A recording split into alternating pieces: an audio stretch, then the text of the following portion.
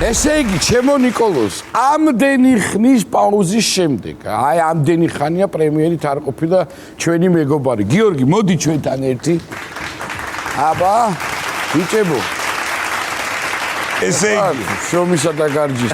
ან მარცხენა თვალი რომ ითამაშებს, ან გიორგი რო გადმოვაკეთ, ვიცი რომ რაღაც ახალია. ხო და აქ რაშია იცი საქმე? მე ერთ ვიტყვი და მე დაანჩეს. კაცი უნდა იყოს ჭკვიანი. ხო უნდა იყოს ზოგადად. რატო უნდა იყოს ეხა ჭკვიანი? მოიყვანო ისეთი ცოლი, რომ დაგიწერო სიმღერის ტექსტი.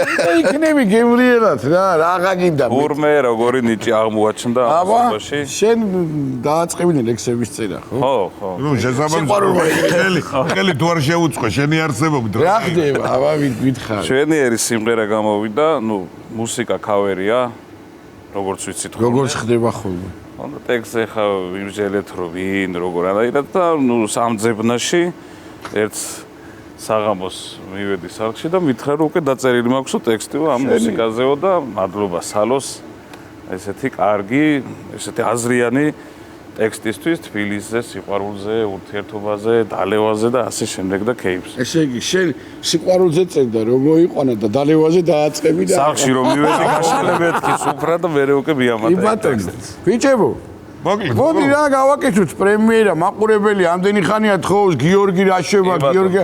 აი გიორგი რაშება, რა ქვია სიმღერა? სიმღერას ქვია დარდიანი მუხამბაზი. შეგენას. ნა მოუსმენ. მადლობა, ხოიც მადლობები უარა ვთქვათ, ეხლა გამორიცხულია. ბიჭებს რა თქმა უნდა, როგორც ყოველთვის მადლობა. ჩემს ზაზა გოჩიტაშვილს. ზაზა, დიდი მადლობა. მადლობა მიდაგადაუყურებთ. ზაზა ნონიაშვილს კიდევ ჩვენი ქსოვრელები პროდაქშენის წევრს. მეორე სახელი რა აქვს? თენგიზი. 4 სახელი. თქვენი სახელი ზაზა, ხო და ჩემო თენგიზ? კარგი. აი ესე ცოტა გალოდინეთ, მაგრამ იმისთვის რომ კარგი სიმღერა მოგესმინათ და თქვენ დარწმუნებულად შეაფასებთ ისე, როგორც ყველა დანარჩენ გიორგის სიმღერებს. მაშ ასე პრემიერა ჩვენს გადაცემაში. წავედით. ხო.